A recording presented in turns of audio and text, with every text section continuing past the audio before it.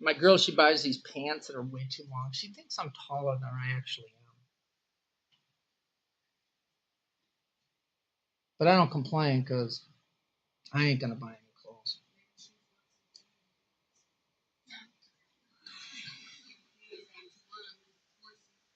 That is really disturbing. That's on tape, too, just so you know. Okay. Where does the heart and blood vessels get its calcium from to contract? Okay. What are the two main contractile proteins? That's beautiful. All right. So, what I want you to understand in this, because I explained it to you, that the heart is able to generate and sustain its own electrical activity, correct? And where does it get its calcium from? The blood. So what I'm going to do, don't just put your pens down. Just listen to this, and then I'm going to go over it again. All right? This is what I really want you to understand. Hang on.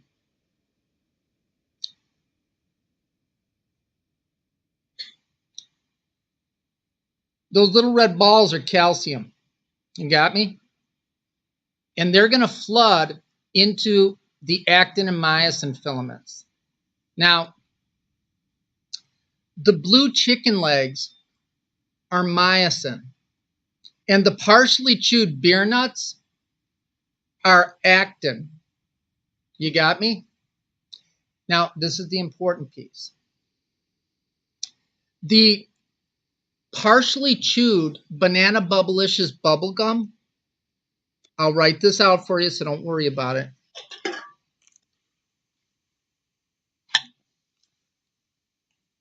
There are 3 proteins that make up. This is called the, you can't see that, can you? This is called, write this down. This is the troponin complex.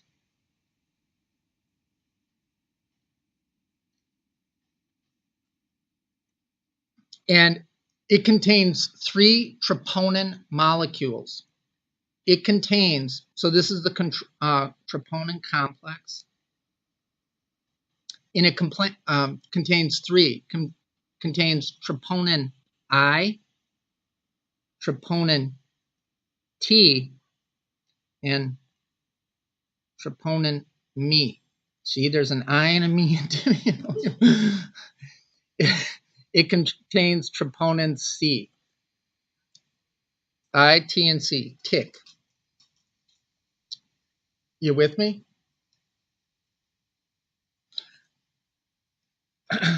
What you want to do is you want to bind the blue chicken leg to the partially chewed beer nut. You with me? The problem is this purple licorice whip.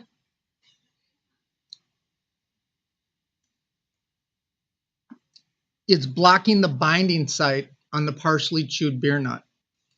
That blue licorice whip is called, write this down, tropomyosin.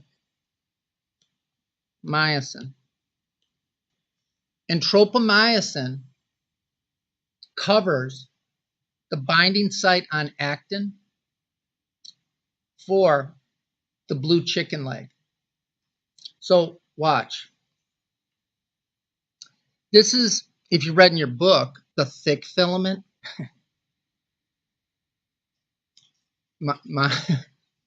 Right, nothing, huh? Even Mike, right? Right? Did you read? Yeah.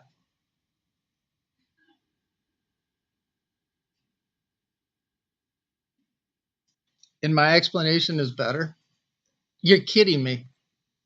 I'm going to write me a book, make $1 million. This is myosin, and these little blue chicken legs are called myosin heads. And you're not going to believe what sits on the myosin head. Any guess? Guess. No, that's covering the partially chewed beer nuts. Come on, guess. It starts with an A. ATP. That molecule that we've been studying for a while. So now you're going to finally learn how we use it. Are you with me? Okay. Now watch. Watch. What's this called, this blue chicken leg? What sits on the myosin head? ATP. And in order to make a connection between the partially chewed beer nuts, the actin, and the myosin head, you got to get the tropomyosin away, move it out of the way of that binding site on actin. So these little things that look like like teeth marks, hang on. These little things here that look like teeth marks, those are the binding sites for actin. You got me? So watch. When calcium, voltage-gated calcium channels open up on the heart, calcium floods into the actin and myosin filaments. Are you with me? Oh, what happened? Hang on.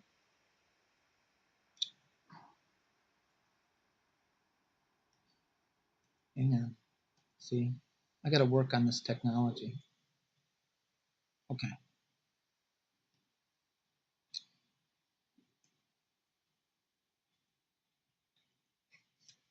All right, you're with me so far? So I'm going to label this. Here's calcium. And calcium binds with this stuff called troponin C. Are you with me? And when calcium binds with troponin C, it causes the tropomyosin molecule that was covering the binding site on actin to twist out of the way. So watch. And I'm going to go over this again. I'll put it all together. All right, ready? So now you got calcium binding troponin C, and it will cause the tropomyosin molecule to twist out of the way. Did you see that? Did you see it? And that's going to reveal the binding site on actin, and there's a natural attraction between the myosin head and the actin molecule. You see that? What sits on the myosin head? ATP. And when actin binds to myosin, it's going to cause the third phosphate on ATP to get hacked off. And when you hack off that third phosphate, it releases what? And energy to swivel that myosin head that's now connected to the actin molecule, and it will pull the actin molecule with it. And when you're pulling actin, you're contracting.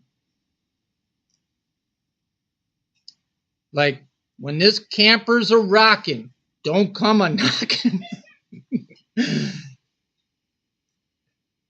How many people you followed that? So watch. I'm going to take you through the whole thing. Ready? Here we go.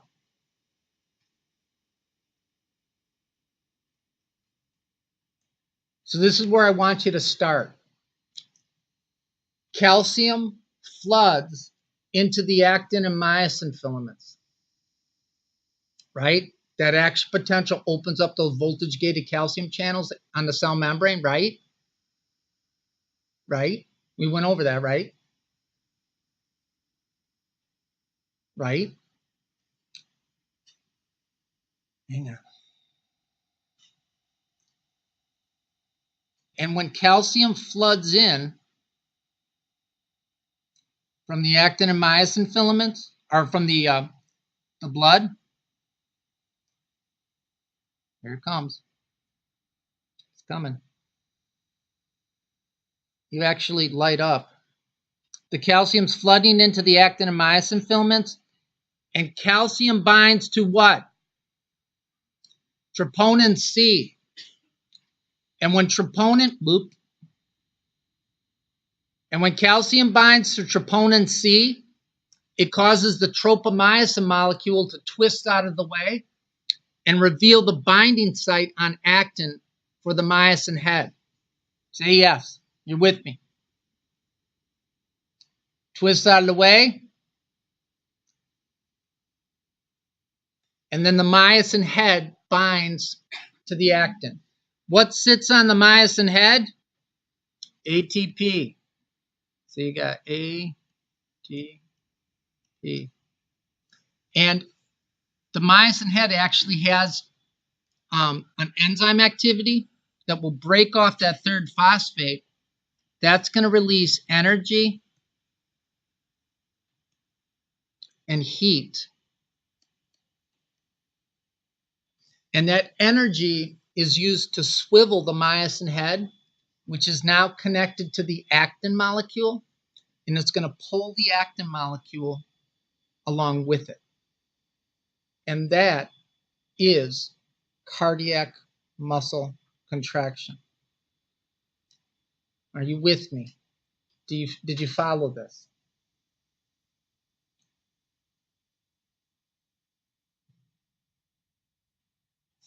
Guys?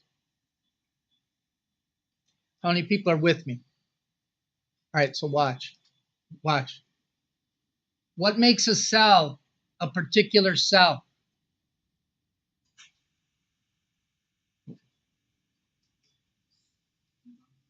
Enzymes and proteins inside the cell. Because each cell is unique, it's going to have different structural and functional proteins, right? Different enzymes and different structural. Are you with me?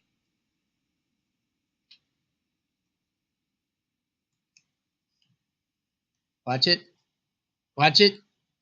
What's that? Are you ready? Who's watching? Who's watching?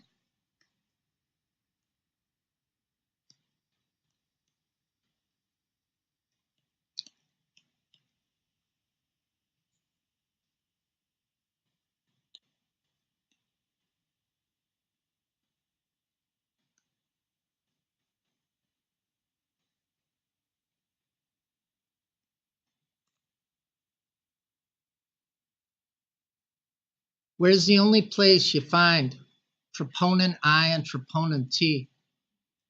In a heart cell.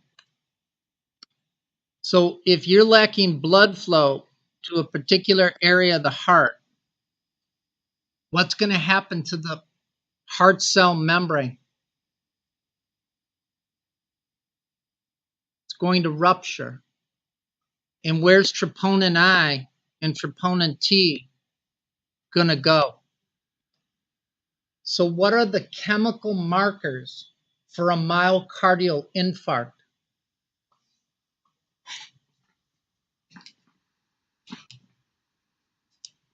Tell me you got that. Kelly, you work on don't you work on a cardiac floor? Do you ever see labs, troponin I and troponin T? You don't see them? Do you ever hear about people you have to draw up?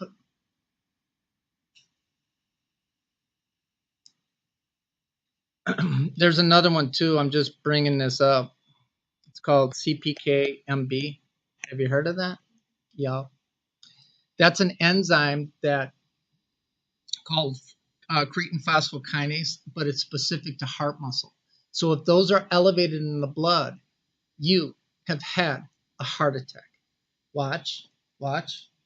The higher the levels of these enzymes and these proteins, the worse your heart attack is.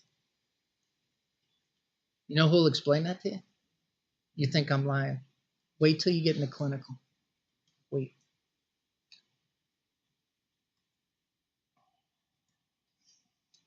Hold up, hold up. Troponin C is found in skeletal muscle too. So troponin I and troponin T are the most sensitive. So watch, watch. Um, uh,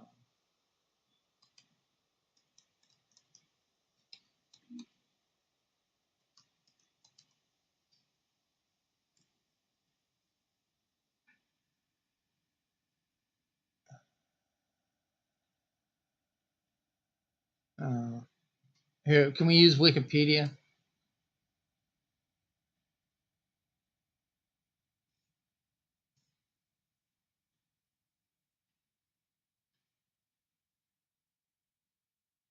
Oh, CPKMV. Lactate dehydrogenase, that's not as good, AS2. But the troponin tests, troponin I and troponin T are specific to myocardium. Do you see that?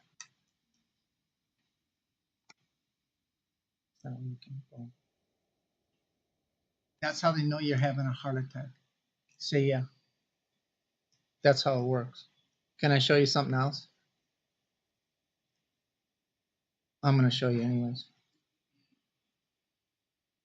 Can dead people move? Yes, they can. Just so you know, skeletal muscle works exactly like cardiac muscle. Only skeletal muscle relies on calcium inside the cell, stored in the sarcoplasmic reticulum. You got me? Watch.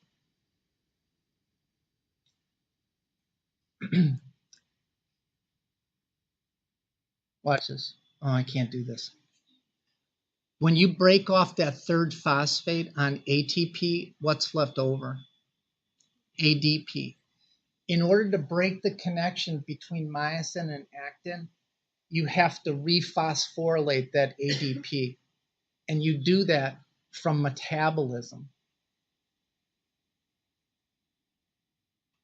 You got me? So watch.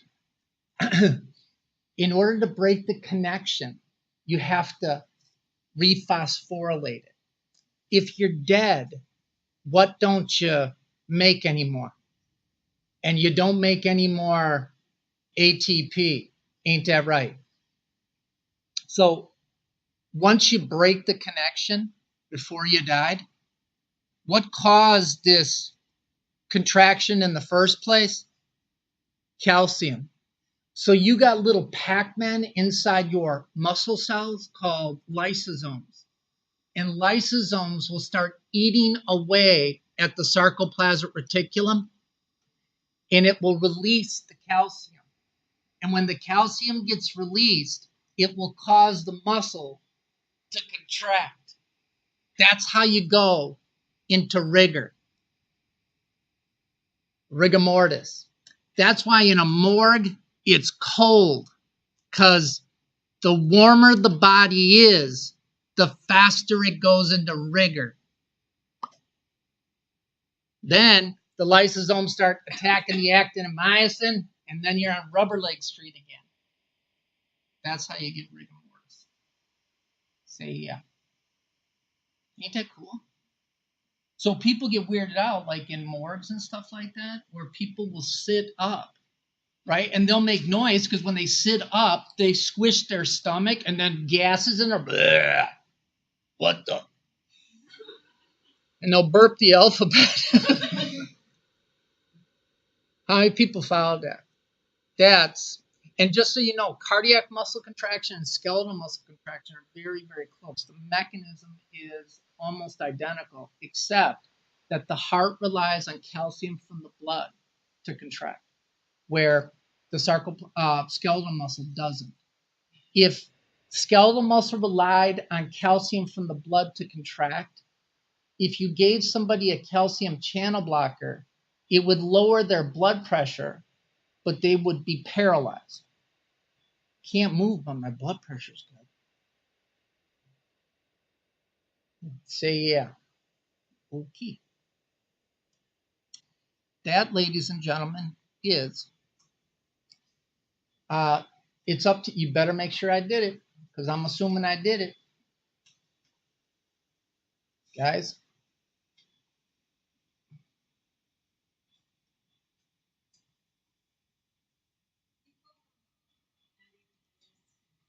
I'm down with MAP. Yeah, you know me. I didn't do this one. I know I didn't. And this one's going to be on there too, because did I go over the difference between an arterial thrombus and a DVT? I did? Oh, sweet. MAP. Did I go over MAP? Well, I'll go over it. Hey, I give no quiz before it's time. I'm like Ernest and Julio Gallo. I will sell no wine before it's time. You know the first time I got drunk, you know what I got drunk on? I was 21. I got drunk on Boone's Farm wine and peppermint schnapps.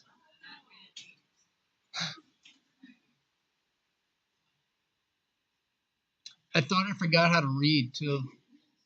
I'm like, I don't think I can read anymore. So I remember picking up a Joy bottle, Joy dish detergent. I'm like, okay, I can still read. 21.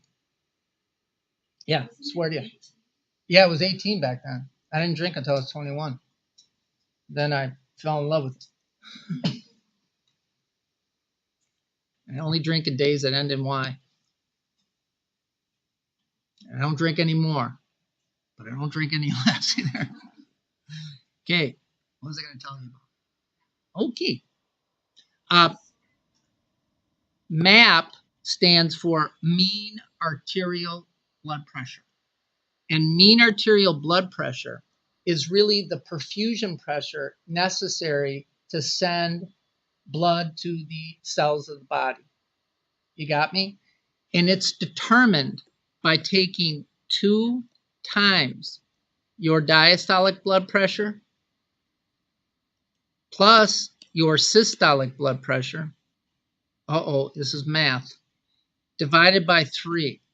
Now remember, you always do the parentheses first. Remember orders of operation? You got me? So let's say somebody has, this is a mean arterial blood pressure. And normal mean arterial blood pressure, normal, is between about 70 and 95. That's a normal mean arterial blood pressure. If your mean arterial blood pressure is less than 60 millimeters of mercury, you are in shock. Are you with me? All right. So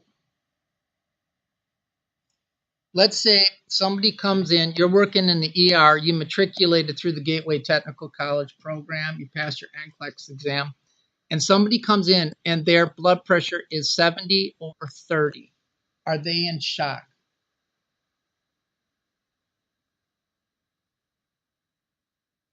Got to do the math.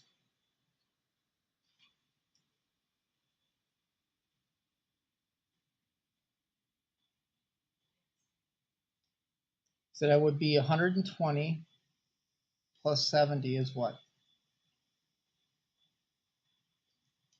Oh, wait, no. I'm sorry. Look, I can't do the math either. Be 60 plus 130 divided by 3, right? So what is that? 43. So are they in shock?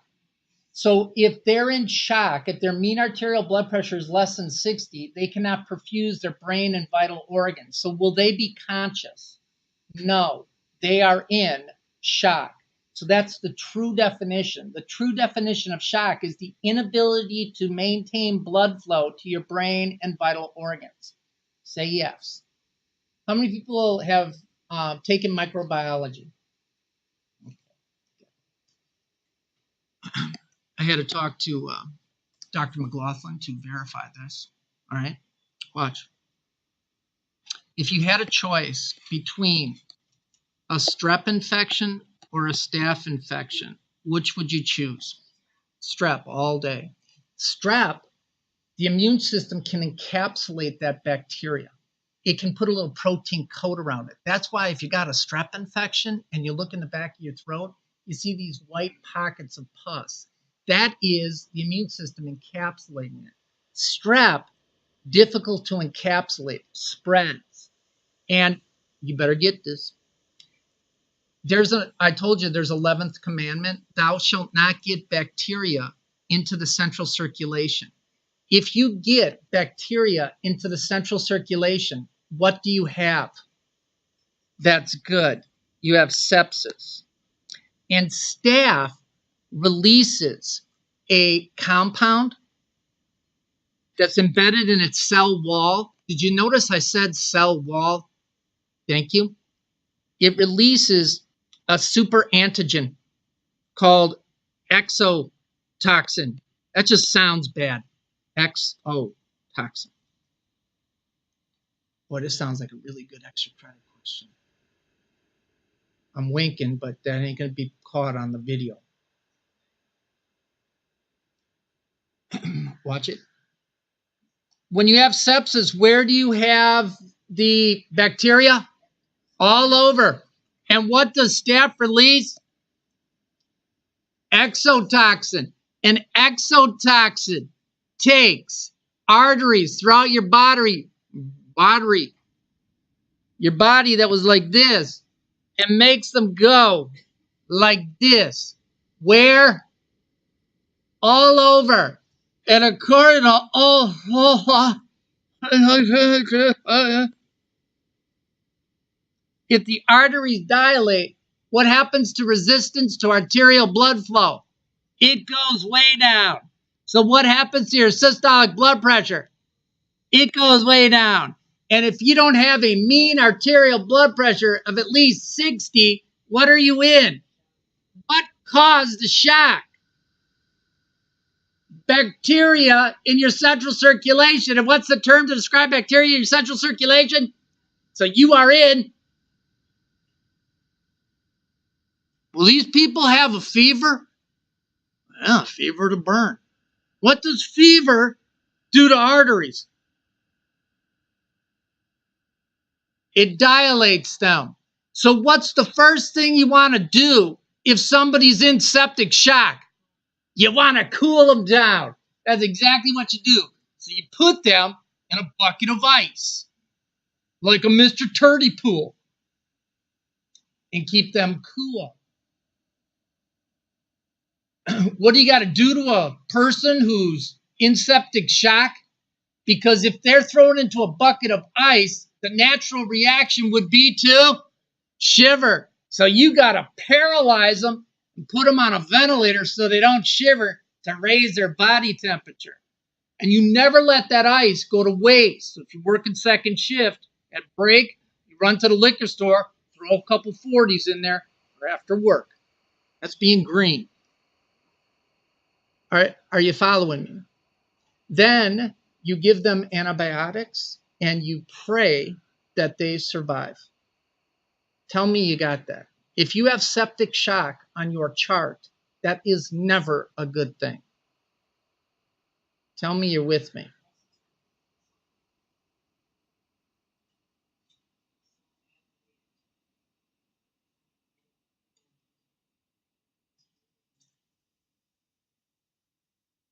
Yeah, it's amazing how quick that goes. Now watch, watch, watch, watch. You don't know this yet, but you're going to know this. Write this down. Never forget it. You're going to learn this. This is why this is important, Crystal, there.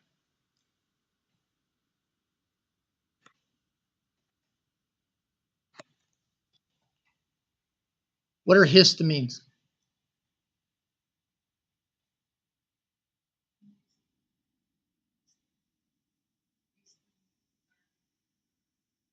Right. Those are released when you have an allergy. You got me? They're released from these cells called mast cells. Don't write this down. This is cardiovascular coming at you. Ready? If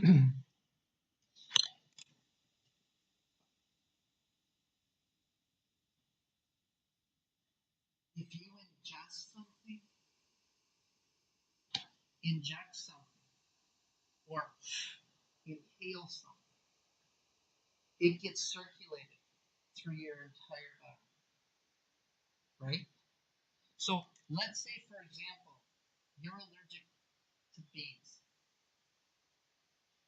and you get stung by a bee in your butt.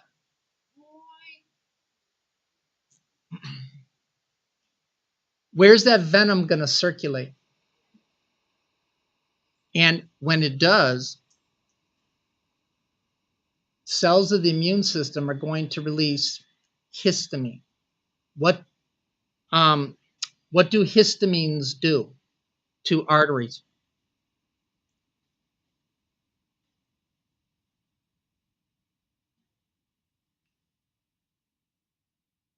And when they dilate, cool. Huh?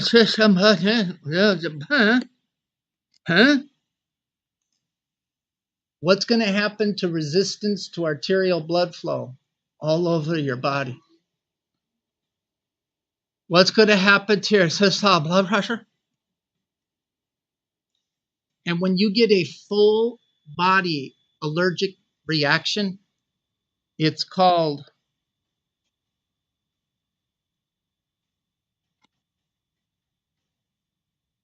anaphylaxis. And if you can't maintain a mean arterial blood pressure of at least 60 because you had a total body allergic reaction, you are in what? You're in anaphylactic shock. So, what are people told to carry with them if they're allergic to bees? Because what does epinephrine do to all the arteries of your body? It constricts all of your arteries. You know who will explain that to you? You think I'm lying. That's why anyone who's allergic to it, watch. If you got a little kid and they're allergic to peanuts, right? The nurse carries an EpiPen because if the kid gets peanut butter sandwich, his mom doesn't like them and makes them one. Watch.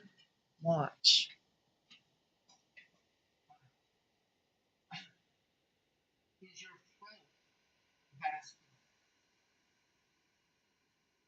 So when you go into anaphylaxis, all of the blood vessels in your throat and in your airways dilate.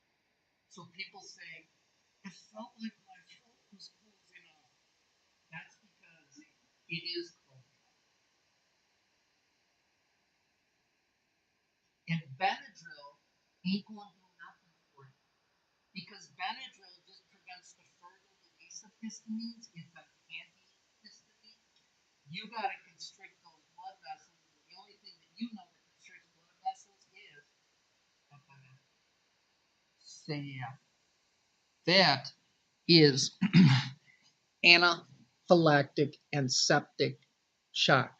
And no one owns flow law and mean arterial blood pressure. That's why it's important. Anybody here get allergy shots? When you got allergy shots, you got them early in the morning, probably before the doctor got there.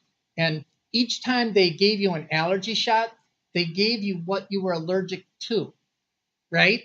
They would say, you got to wait out in the waiting room for like 15, 20 minutes because they wanted to make sure that you didn't have an anaphylactic reaction. Say, yeah.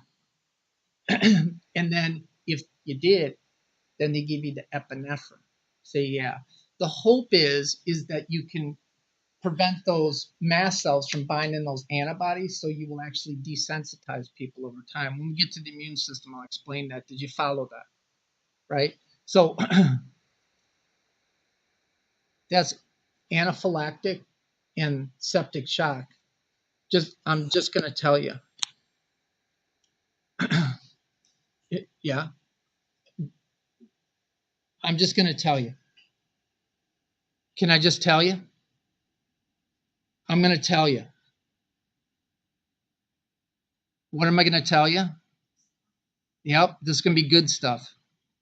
Watch it. Who's watching? Nobody? I don't blame you. It's not on the test. Well, look, I'm trying to educate you here. Watch. I know I made mention of it. And I always make mention of it because I know I'll ultimately talk about this. Where does the sympathetic nervous system come off? What's part of the spinal cord? What's this? Well, there's the top and that's the bottom, so that would be the what? The middle. Good. Making it complicated here. If somebody has a cervical spinal cord injury or a high thoracic injury, Remember I told you, Grandpa? Brake, accelerator. Remember that? You got me? You have the sympathetic and parasympathetic nervous system that control the diameter of arteries. You got me? If you have a high spinal cord injury, the brain can't communicate with the sympathetic nervous system. What does the sympathetic nervous system do to all your arteries? So if you have basically cut off the sympathetic nervous system, what happens to all of your arteries? That's called neurogenic shock. So you give them a medicine like that works like epinephrine until their nervous system isn't shocked anymore, and then you'll get some of that sympathetic stimulation returning. But in the initial spinal cord injury, one of the things, the reason that people die is not because their heart stops, it's because they go into what's called neurogenic shock. Say yeah. Makes sense? Anybody take care of any people who are like quadriplegic or quadriplegic especially? Anybody? One of the things that quadriplegics always worry about when you leave them for the night is my catheter straight? Because if it kinks, they can't send, and it's mediated through the sympathetic nervous system, they can't send a signal to their brain that they're having pain. And they go into what's called autonomic dysreflexia. Their blood pressure goes real high and they can stroke out from it. So that's why they worry about that. My people follow that a little bit. That's why mean arterial blood pressure is important. Did I explain pulse pressure to you? Did I?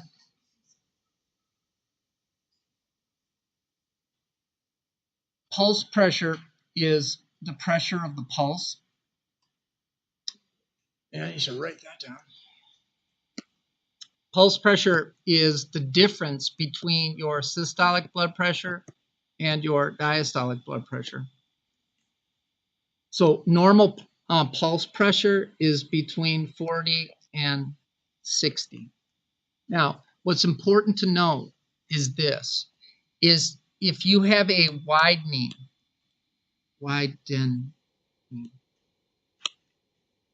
pulse pressure. Anybody here work on a neural unit? Anybody? No? No neural unit? One of the things you have to do for someone who's had a head injury is you have to monitor their blood pressure almost all the time. So if you see a systolic blood pressure that is going up and a diastolic blood pressure that is dropping, that is a sign of insane clown posse is coming, of increased intracranial pressure that's going up.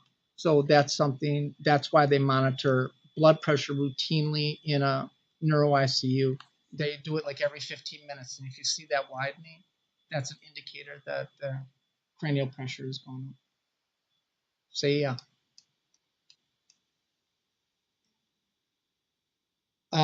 They will watch. They will ventilate these people, put them on a ventilator, and they will hyperventilate them. Why?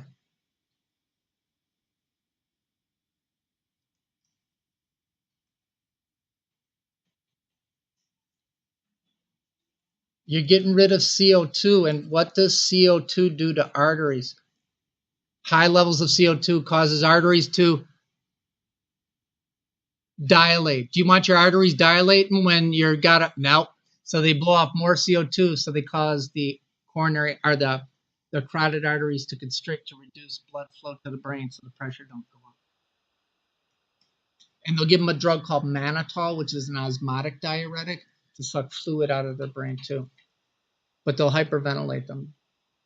So yeah, see how this all comes together? No, for real. There you go. Did I answer all the questions? It's up to you. You're the group leader. Okay. Did I?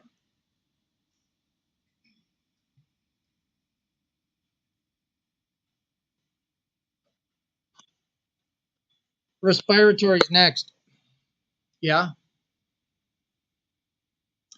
People don't like the respiratory system. I think it's like midterm or cardiovascular quiz letdown. Like they do good on the cardiovascular quiz and like, I'm study for that. That's my drop. So they don't but it's really important. Just make sure I went over everything. Did I? And then for Thursday, print out that respiratory stuff. Whatever day you come back, and we'll go over that. Say yeah. All right. We'll end it here. Is that okay? It's funny to watch you guys because I watch you guys just fade. You're like this, like in the beginning. Then you're like this. That's hard. I get it. I get it. All right. I'll post this too.